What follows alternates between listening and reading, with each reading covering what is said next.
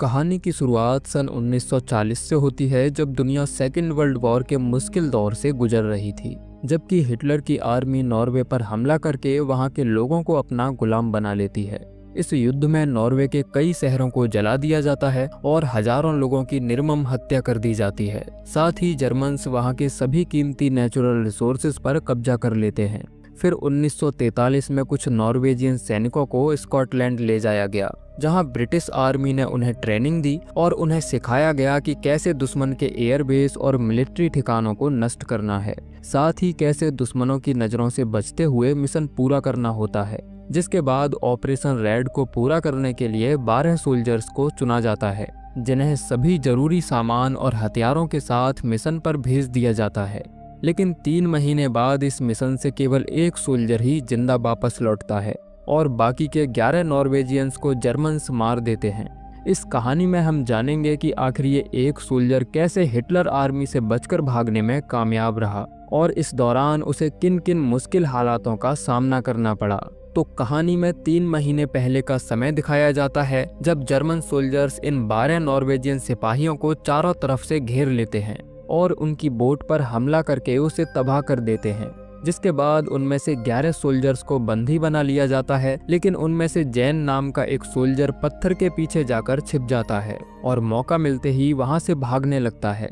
लेकिन जब जर्मन्स उसे भागते हुए देखते हैं तो उसका पीछा करते हैं और उस पर गोलियां चलाने लगते हैं। तभी भागते समय उसके पैर के अंगूठे में गोली लग जाती है और वह घायल हो जाता है। अब उसके पैर से काफी खून बह रहा होता है, लेकिन पीछे जर्मन्स होते हैं, इसलिए वह नहीं रुकता। लेकिन उसके फुटप्रिंट्स को ट्रेस करते हुए जर्मन सोल्जर्स उसका पीछा करते हैं। तभी जैन उन्हें भ्रम में डालने के लिए बहुत सारे फुटप्रिंट्स बना देता है, जिन्हें देखकर जर्मन सोल्जर्स कंफ्यूज हो जाते हैं और इसी दौरान जैन वहां से भागने में कामयाब हो जाता है। अब कई घंटे तक चलने के बाद अंधेरा हो जाता है और जैन एक नदी किनारे पहुंच जाता है। नदी का पानी ठंड से जम चुका था, इसीलिए उसे पार कर पाना और भी मुश्किल है। लेकिन जैन ये बात भी अच्छे से जानता था कि पकड़े जाने पर जर्मन्स उसे दर्दनाक मौत देंगे, इसीलिए वह अपनी जान की परवाह किए बिना नदी के ठंडे पानी में उतर जाता है और धीरे धीरे उसे पार करने की कोशिश करता है। वहीं जर्मन सोल्जर्स फ्लेयर गन्स और टॉर्च जलाकर जैन को तलाश कर रहे होते हैं, लेकिन उन्हें वहां उसके होने का कोई सुराग नहीं मिलता। जर्नल को लगता है कि जैन शायद अब मर चुका होगा, क्योंकि इतने ठंडे पानी में सरवाइव कर पाना नामुमकिन है।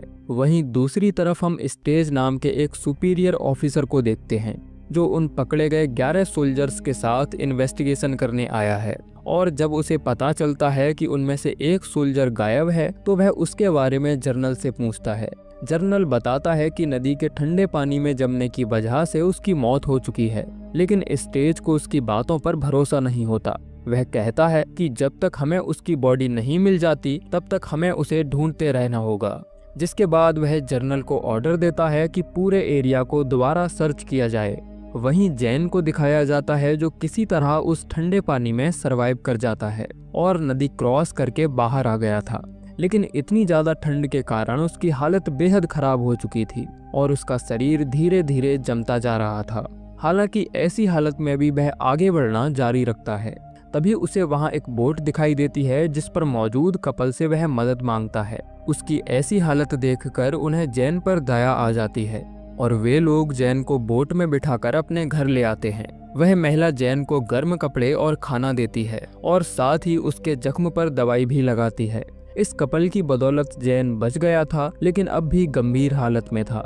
वहीं दूसरी तरफ स्टेज पकड़े गए उन 11 नॉर्वेजियंस के साथ इन्वेस्टिगेशन जारी रखता है और उन्हें फरार चल रहे 12th मैन के बारे में बताने के लिए कहता है, लेकिन कोई भी सोल्जर अपना मुंह नहीं खोलता। जिसके बाद उनके साथ 3rd डिग्री टॉर्चर किया जाता है और उन्हें बेहद कठोर यातनाएं दी जाती हैं। स्टेज जानता है कि कोई भी इंसान आइस वाटर में 20 मिनट तक सरवाइव कर सकता है और इसीलिए उसे 12th मैन के जिंदा होने का अंदेशा होता है।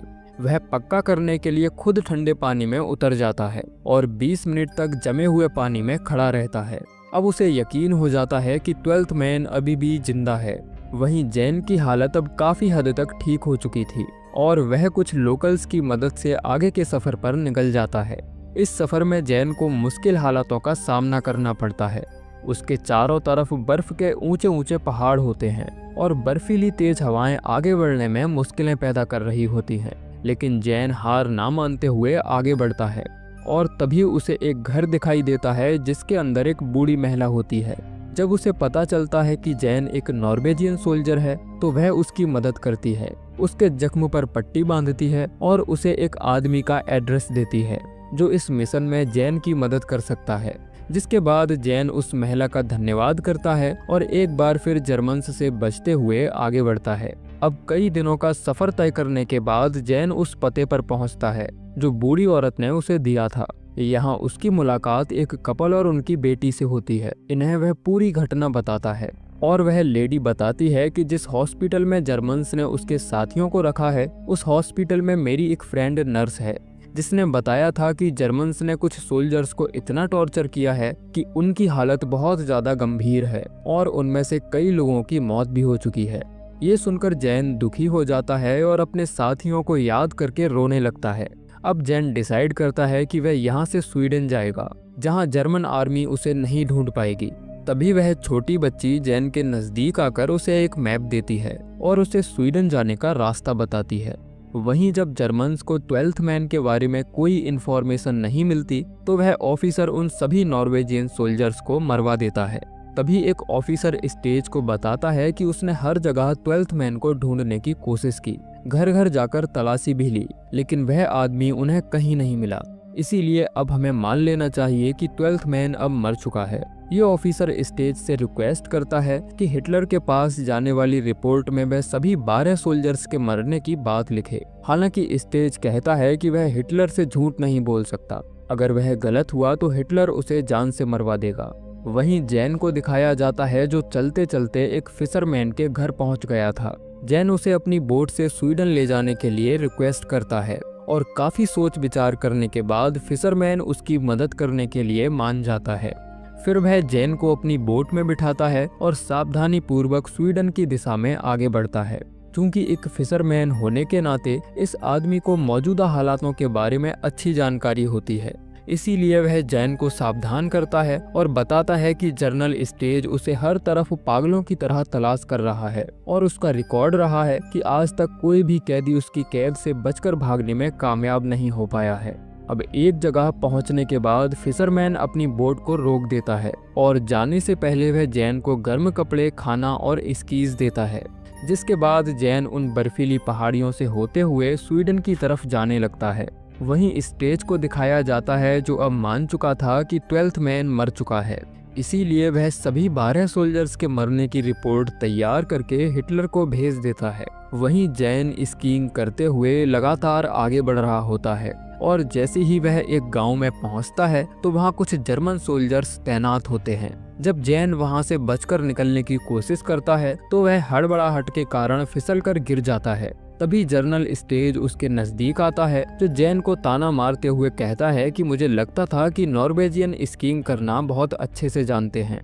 लेकिन जैन उसे कोई जवाब ना देते हुए चुपचाप वहां से निकल जाता है।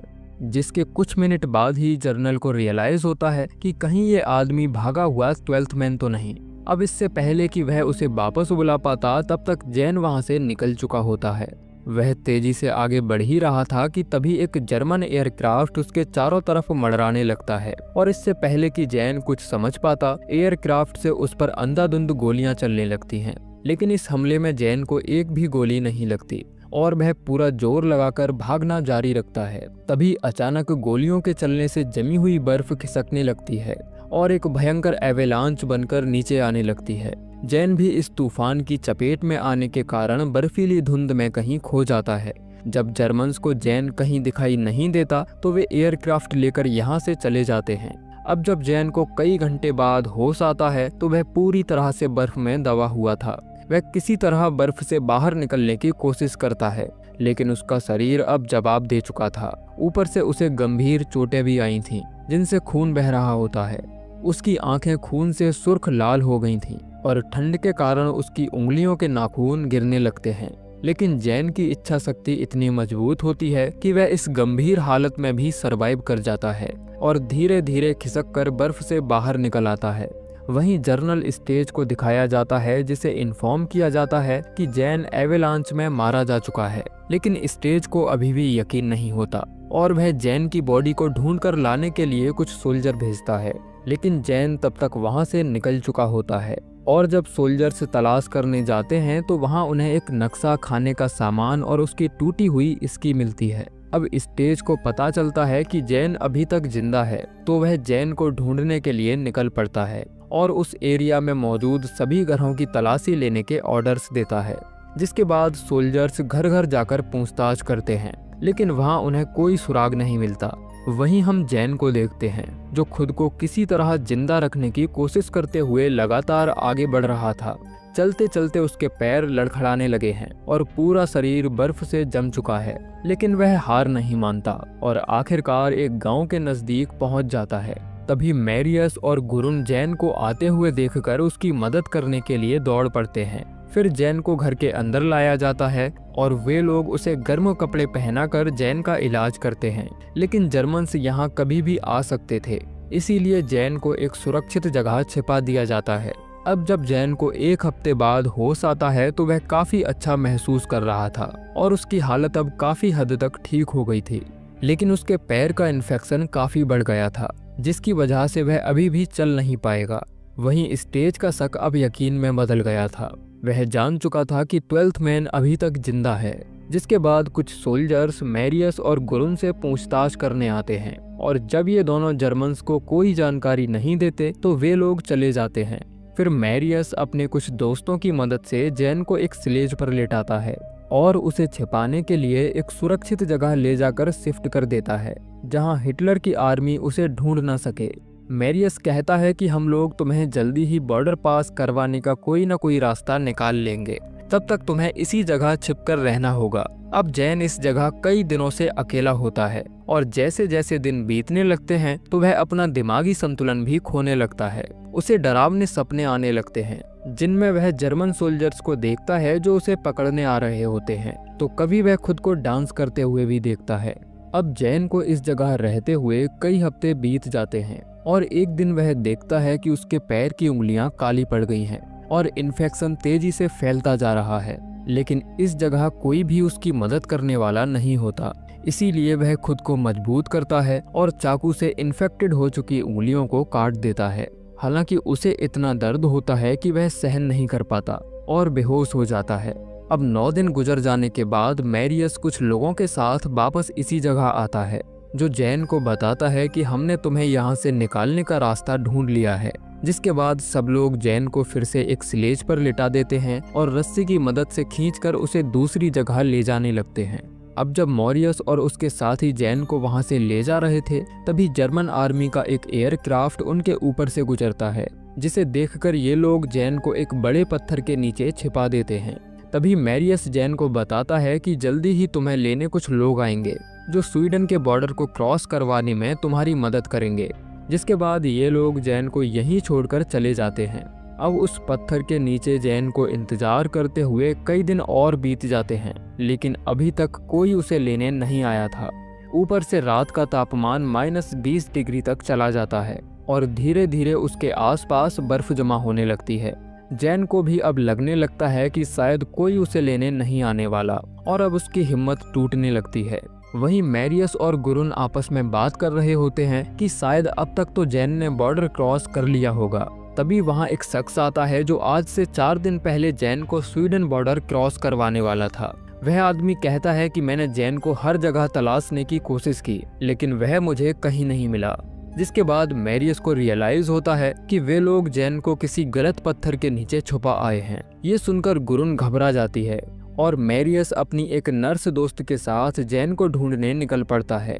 जब ये लोग उस पहाड़ी पर पहुंचकर देखते हैं तो जैन पूरी तरह से बर्फ में दब चुका था। जिसके बाद ये लोग जल्दी से उसके ऊपर जमी हुई बर्फ को हटाते हैं और देखते हैं कि जैन के शरीर में कोई हलचल नहीं है। उसे देखकर लग रहा था कि शायद वह मर चुका है, लेकिन तभी जैन की बॉडी में कुछ हलचल होती है। जिसके बाद मैरियस उसे बर्फ से बाहर निकालता है और उसे पीने के लिए गर्म सूप देता है। मैरियस कहता है कि उसे कुछ घंटे का इंतजार और करना है, जिसके बाद जल्दी ही वो लोग उसे लेने यहाँ आ जाएंगे। अब मैरियस वापस गांव लौट आता है और गुरुन को बताता है कि जैन अभी भी जिंदा है। तभी कुछ लोग जैन के पास पहुंच जाते हैं, जो उसे स्लेज पर लेटाकर स्वीडन बॉर्डर की ओर ले जाने लगते हैं।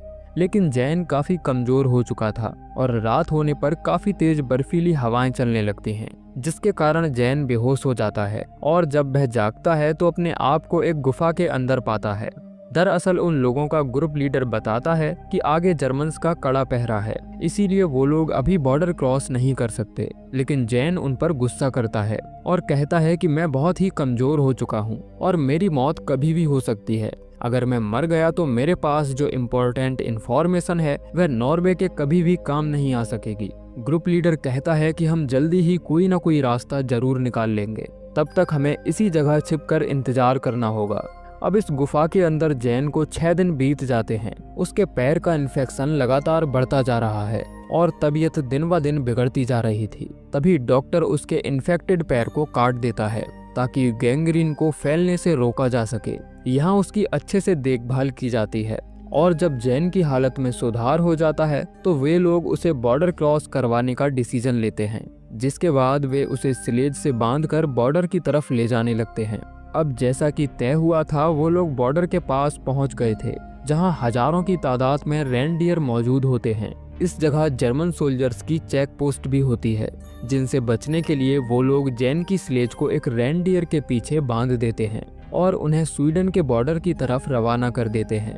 जब रेनडियर वहां से गुजरते हैं तो उनकी तादाद बहुत ज्यादा होती है, इसीलिए जर्मन सोल्जर्स जैन को नहीं देख पाते और इससे पहले कि वह बॉर्डर के नजदीक पहुंच पाता, अचानक स्लेज की रस्सी खुल जाती है और इस भयानक एक्सीडेंट में स्लेज के पलटने से जैन को गंभीर चोट आती है और अब जर्मन सोल्जर्स भी उसे देख लेते हैं। अब इससे पहले कि सिपाही गोली चलाते, जैन स्लेज को हाथों से खिसकाकर एक पत्थर के पीछे छिप जाता है, जिसके बाद जर्मन्स भी उसकी तरफ बढ़ने लगते हैं। लेकिन जैन का प्रण था कि अगर वह पकड़ा गया तो जर्मन्स की गोली से नहीं मरेगा, इसीलिए वह खुद को शूट करने के लिए अपनी पिस्तौल बाहर निकाल लेता है। लेकिन तभी वहां एक चमत्कार होता है और वह रेनडियर जो उसे खींचकर यहाँ तक लाया था वह उसके पास आ जाता है और अब एक बार फिर से जैन रस्सी को मजबूती से पकड़कर हवा में फायर करता है, जिसके बाद रेनडियर पूरी तेजी के साथ बॉर्डर की तरफ दौड़ने लगता है। हालांकि जर्मन सोल्जर्स उस पर लगातार फायरिंग करते हैं, लेकिन उनकी कोई भी गोली जैन को छू तक नहीं पाती और वह अंत में स्वीडन के बॉर्डर को क्रॉस करने में कामयाब हो जाता है। हालांकि जैन के लिए यह घटना और उसका जिंदा बच पाना किसी चमत्कार से कम नहीं था। आखिरकार वह बचकर भागने के इस मिशन में कामयाब हो जाता है। तभी जर्मन सोल्जर्स ऑफिसर स्टेज को फोन करके बताते हैं कि 12th मैन अभी तक जिंदा है और उनसे बचकर भागने में कामयाब हो गया है। जब स्टेज ये सुनता है तो उसके पैरों तले जमीन खिसक जाती है, क्योंकि ये पहली बार हुआ था जब स्टेज किसी कैदी को पकड़ने में नाकामयाब हुआ हो। अब कहानी में 3 महीने बाद का समय दिखाया जाता है, जहां जैन अब काफी हद तक ठीक हो चुका है। हालांकि इस मिशन में वह अपने पैर की उंगलियों को गंवा देता है। फिर वह आगे आकर जर्नल को वह रिपोर्ट सौंपता है, जिसके अंदर बेहद कॉन्फिडेंशियल जानकारी होती है। अब जैन सबकी नज़रों में एक रियल हीरो बन चुका था, जो जर्मन सोल्जर्स से बचते हुए खुफिया जानकारी को जुटाने में कामयाब रहा। फिर सन 1945 में दूसरा विश्व युद्ध समाप्त हो गया, जिसमें जर्मन्स की बुरी हार हुई और सन 1947 में जर्मन ऑफिसर स्टेज को मौत की सजा दी जाती है। वहीं जैन ने शादी करके अपना परिवार बसाया और उसके 5 बच्चे हुए। जैन को नॉर्वे के ब्रेवरी अवार्ड के साथ साथ और भी कई अवार्ड से सम्मानित किया गया, लेकिन जैन ने इसका क्रेडिट उन सभी लोगों को दिया जिन्होंने इस मिशन में उसकी मदद की, यहाँ तक कि उस रेनडियर को भी, जिसने उसे बॉर्डर क्रॉस करवाया। नॉर्वे के आज़ाद होने के बाद जैन ने अपना बाकी का जीवन अच्छे से जिया और सन 1988 में वह इस दुनिया को अलविदा कह देता है और इसी के साथ ये मूवी एंड हो जाती है। तो दोस्तों, ये थी कहानी 12th मैन मूवी की, जो जरूर आपको पसंद आई होगी। बाकी आप लोग हमें कमेंट करके बता सकते हैं कि आपको ये कहानी कैसी लगी। मिलते हैं अगली वीडियो में, तब तक के लिए जय श्री कृष्णा।